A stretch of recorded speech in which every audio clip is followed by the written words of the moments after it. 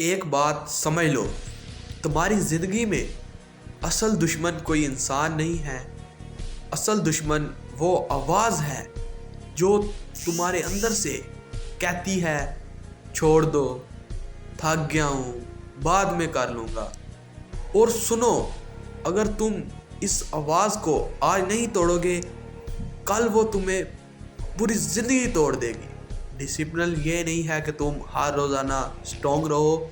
Discipline ये है कि तुम कमज़ोर दिनों में भी खुद को छोड़ नहीं देते।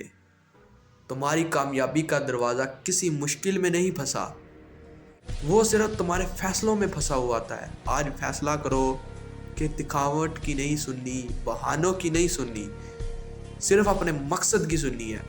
जिस दिन तुमने ये सच्चा फैसला कर लिया, दुनिया तुम्हें रोक भी नहीं सकेगी।